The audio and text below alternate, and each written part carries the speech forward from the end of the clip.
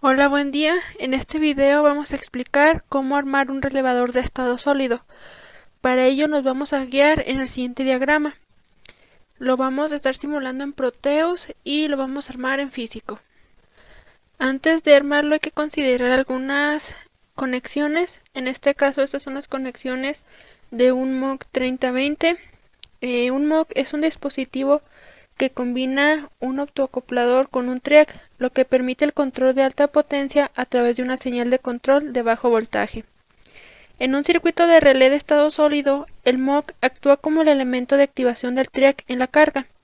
Cuando se aplica una señal de control, se produce una corriente que activa el TRIAC, permitiendo que fluya la corriente a través de la carga conectado al circuito.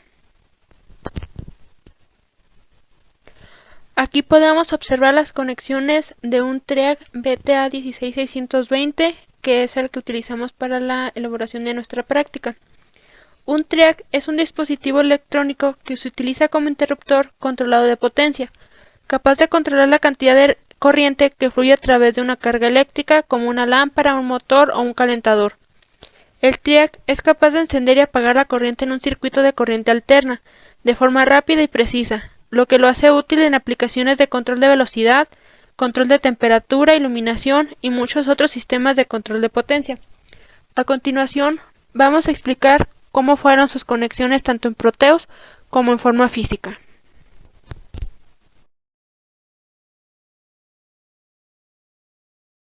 Bueno, pues aquí tenemos el circuito simulado. Nos podemos dar cuenta que tenemos una fuente de voltaje directo que va conectado con un switch que se encuentra en serie. Podemos ver que un lado va conectado a la fuente y otro a la resistencia, en este caso R1, que viene siendo de 240 ohms. Después de esta resistencia nos encontramos con un diodo. Este diodo nos sirve de protección en el caso de que por algún error la fuente de voltaje, esta que tenemos aquí, se conectara al revés, pues este diodo nos sirve para proteger lo que viene siendo el MOC. Pues tenemos la parte del cátodo conectada a la resistencia y la parte del ánodo que va conectada a esta tierra que tenemos aquí. Luego, pasándonos al MOC, que en este caso utilizamos el 3031, el pin número 1 va a ir conectado a la parte del cátodo y el pin número 2 a la parte del ánodo. De este otro lado tenemos el pin número 6 y el 4 que van conectados a dos resistencias respectivamente.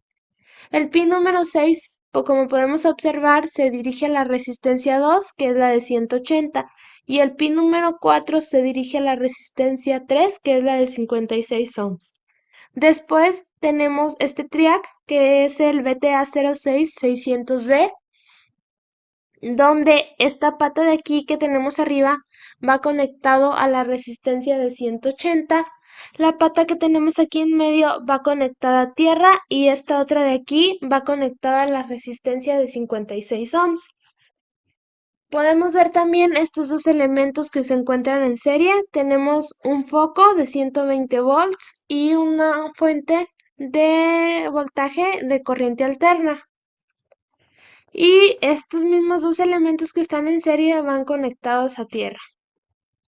Tenemos dos tierras diferentes, ya que en esta parte del circuito estamos manejando corriente alterna y en esta parte del circuito tenemos manejando corriente directa.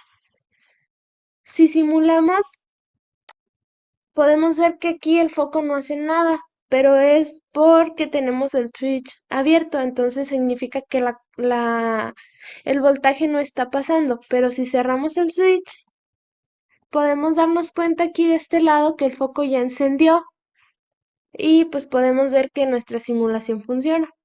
Bueno, lo apagamos nuevamente y volvemos a cerrar el switch para que pase. Y aquí nos damos cuenta. De materiales para esta práctica tenemos un switch, una resistencia de 270 ohms, un diodo, cables para conexión, un MOC 3020, un triac, en este caso estamos utilizando el BTA 16600B, otra resistencia que viene siendo la de 56 y la de 180 y un foco. Ya con el circuito armado, como podemos ver, tenemos el switch que va conectado a una parte de la resistencia que viene siendo esta de aquí y va conectado a donde va la fuente de voltaje. Esta resistencia de aquí es la de 270 ohms y va conectada a un diodo. El diodo, el cátodo es el que va a la resistencia y el ánodo, como podemos ver, va a tierra.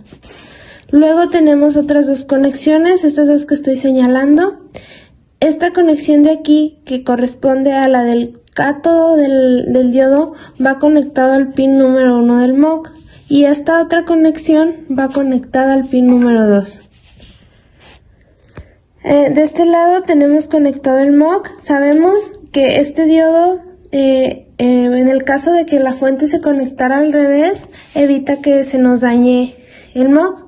Nos sirve como protección. Teniendo el MOC, pues ya explicamos las conexiones que tenemos en estos primeros pines. Pues de este lado tenemos el pin número 4, 5 y 6. El 5 lo vamos a dejar solo. El 4 va a ir conectado a la resistencia de 56 ohms, que a su vez esa resistencia va conectada a tierra. Luego el pin número 6 va conectada a la resistencia de 180 y a su vez va conectado a la 2 del triac, que viene siendo la patita del medio. La patita esta de aquí, que viene siendo el gate, va conectada a un puente que a su vez va conectado al pin número 4 del MOC.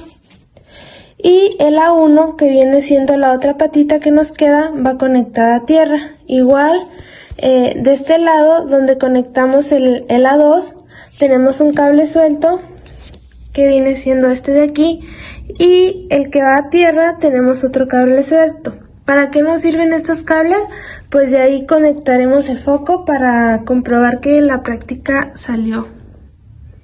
Aquí podemos observar nuestra práctica ya armada. En esta parte es corriente alterna y en esta otra corriente directa. Al presionar el switch se va a prender el foco.